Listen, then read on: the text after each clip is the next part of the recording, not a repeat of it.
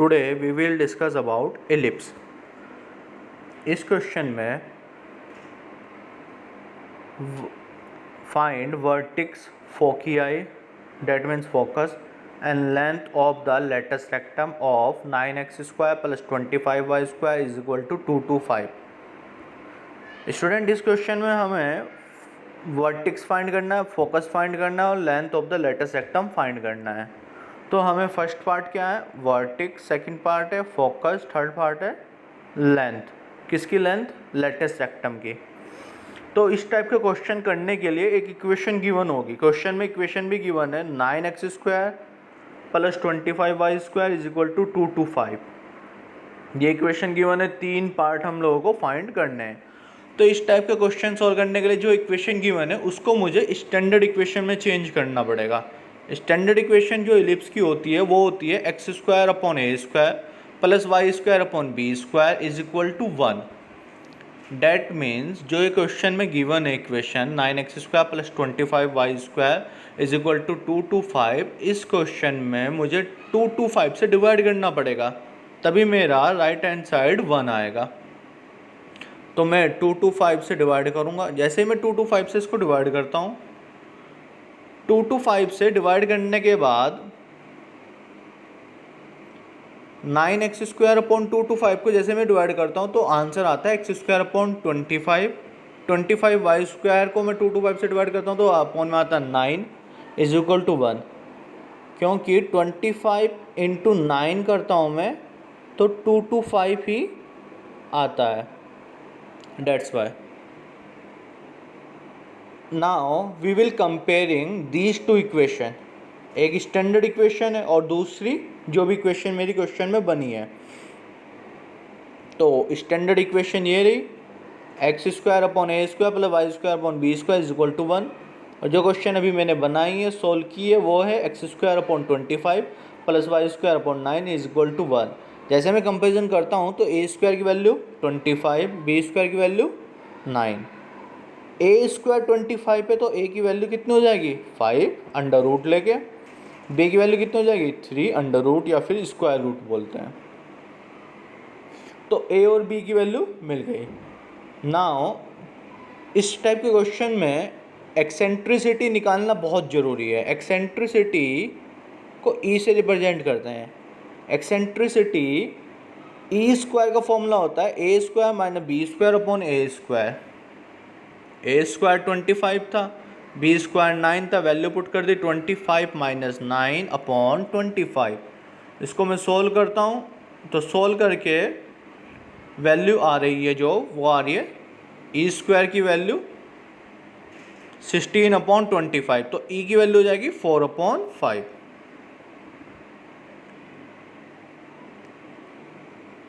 ई की वैल्यू मेरी आ चुकी है 4 अपॉन 5, ए और बी की वैल्यू मेरी आ चुकी है। Now we will find out what is the value of A into E. A 5 था, ई 4/5 था, इसको सोल्व करके आ रहा है वैल्यू 4। अच्छा, इस क्वेश्चन में मेजर एक्सिस और माइनर एक्सिस फाइंड नहीं करने को बोला है, पर मैंने फिर भी अपनी तरफ से बता दिया है एक्स्ट्रा, ताकि कभी ऐसा ना हो कि मेजर एक्सिस और माइनर एक्सिस पूछा जाए और आप लोग सिंपल सा आंसर डायरेक्ट छोड़ जाओ।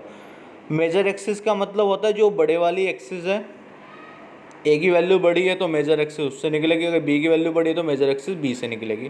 तो यहाँ पे मेजर एक्सिस डबल होगी ए की वैल्यू की, तो 2 इंटू 5 10। माइनर एक्सिस डबल होगी बी की वैल्यू की, 2 इंटू 3 6। तो major axis minor axis find करने को नहीं बोला गया था, फिर भी मैंने बताया है ताकि आप लोग किसी भी क्वेश्चन में अगर पूछा जाता है तो आप लोग बता पाओ। कोई ऐसा पार्ट ना हो कि जो आप लोग ये सोचो कि ये तो पता ही नहीं, हम लोगों को सोल्व नहीं कराया गया है। अच्छा, क्वेश्चन मेन क्वेश्चन पे आते हैं फिर से। क्वेश्चन में फाइंड करने को कहा था वर्टिक्स। तो इस वर्टिक्स का जो कोऑर्डिनेट्स ऑफ वर्टिक्स होते हैं वो होते हैं a,0 माइनस a,0। तो a की वैल्यू अभी हम लोगों ने 5 निकाली थी, तो आंसर होगा 5,0 माइनस 5,0। ये फर्स्ट आंसर है। Second focus. अभी फोकस से पहले मैंने ए ई वैल्यू फाइंड की थी, तो a,0 minus a,0 that is the focus, vertex focus के लिए। तो 4,0 माइनस 4,0 ये हो गया। Now last part, length of the latus rectum, length of the latus rectum का फॉर्मूला होता है 2b² अपॉन ए। 2b² की वैल्यू 9 थी, यहाँ से ए की वैल्यू 5 थी, तो 2 into 9 upon 5 is equal to 18 upon 5। Student, coordinate geometry का जो ये इलिप्स वाला पोर्शन था, आप लोगों को इस क्वेश्चन से भी और पहले वाले क्वेश्चंस में जो मेरी पहले वाली वीडियोस में था, तो आप लोगों को एक आइडिया मिल रहा होगा कि इन क्वेश्चंस को करने का सिर्फ एक ही सिंगल मेथड है, वो क्या है, फॉर्मूलाज याद होने चाहिए। मैंने इसलिए आप लोगों को पिछली वीडियो में आप लोगों ने अगर फॉर्मूलाज याद किए होंगे तो बहुत अच्छे से क्वेश्चन सॉल्व हो रहे होंगे। स्ट्रेट लाइन के सबसे पहले मैंने फॉर्मूलाज लिखवाए थे, फिर स्ट्रेट लाइन के न्यूमेरिकल्स, सेम फिर सर्कल के लिए सारे फॉर्मूलाज, उनके भी न्यूमेरिकल्स, फिर उसके बाद पैराबोला डिस्कस किया है। Now we will discuss ellipse, और देन हम लोग हाइपरबोला लास्ट पार्ट है कोऑर्डिनेट जियोमेट्री का। कॉनिक सेक्शन भी बोलते हैं, कोऑर्डिनेट जियोमेट्री में ये कॉनिक सेक्शन है। तो फॉर्मूला याद होना बहुत बहुत ज़रूरी है। फॉर्मूले याद होंगे तो क्वेश्चंस हो पाएंगे। इस पूरे क्वेश्चंस में आप लोगों ने देखा होगा क्वेश्चन डिफ़िकल्ट नहीं था, सिर्फ फॉर्मूलाज की प्रॉब्लम थी। Now we will discuss other question. Next question बोलता है find the eccentricity of an ellipse. Eccentricity ellipse की फाइंड करनी है। अभी हम लोगों ने एक्सेंट्रिसिटी का फॉर्मूला भी देखा था, whose lattice rectum is half of its minor axis। फिर से देखते हैं, एक्सेंट्रिसिटी फाइंड करनी है और लेटस रेक्टम और माइनर एक्सिस में एक रिलेशन बताया है। वो रिलेशन क्या है, latus rectum is half of its minor axis. Latus rectum is half of its length of minor axis. फिर से वही सेम बात रिपीट करता हूँ। ये दोनों फॉर्मूले पता होंगे, लेटस रेक्टम का, लेंथ ऑफ माइनर एक्सिस का, तो कोई प्रॉब्लम नहीं है। फॉर्मूले पता नहीं तो क्वेश्चन यहीं पर रुक जाएगा। लेटस रेक्टम का हम लोगों ने पिछले वाले क्वेश्चन में फॉर्मूला देखा था 2b² अपॉन ए, माइनर एक्सिस 2b अपॉन ए, सॉरी 2b। ये दोनों वैल्यू मैंने यहाँ पे इस वाले क्वेश्चन में पुट की। 2b² upon A is equal to half length of the minor axis, वो थी 2b। तो b² था वहाँ पे और वहाँ पे b था, तो b से b² कैंसिल आउट, तो एक b बचा, और 2 से 2 कैंसिल आउट। देन क्या बचता है, b upon A is equal to half. तो ये रिलेशन आ गया, b upon A is equal to half. Eccentricity find करनी थी। एक्सेंट्रिसिटी के लिए फॉर्मूला था e² equal to a² minus b² upon a²। तो स्क्वायर उधर जाके स्क्वायर रूट में हो जाएगा, तो क्या होगा ये √1 minus b² upon a²। b upon A की अभी हम लोगों ने वैल्यू फाइंड की थी 1/2। 1/2 का स्क्वायर करूँगा 1/4, एलसीएम लूँगा 4 माइनस 1 अपॉन 4, तो 3/4। 3/4 अंडर रूट में रहेगा, तो √3 का तो √3 रहना और 4 का 2। तो सिंपल सा क्वेश्चन था। डायरेक्ट फॉर्मूले पता है तो हो गया क्वेश्चन, अगर फॉर्मूले नहीं पता तो नहीं हो पाएगा। नेक्स्ट क्वेश्चन देख लेते हैं। नेक्स्ट क्वेश्चन में बोला गया है find the equation of ellipse, passing through -3,1। एक पॉइंट गिवन है -3,1 और इलिप्स की इक्वेशन फाइंड करनी है जो उस पॉइंट से पास होके जा रहा है, एंड हुज एक्सेंट्रिसिटी इज √2/5।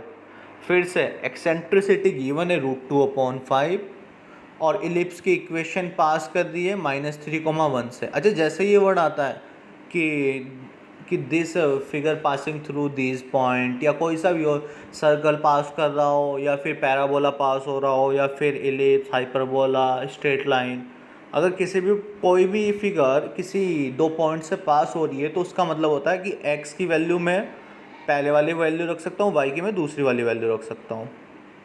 अभी यूज़ करेंगे आगे, फिर देख लेना कैसे। स्टैंडर्ड इक्वेशन मैंने सपोज कर ली x² अपॉन a² प्लस y² अपॉन b² इक्वल टू 1 इलिप्स की। एक्सेंट्रिसिटी √2/5 गिवन था, फॉर्मूला मुझे पता ही है, √a² - b²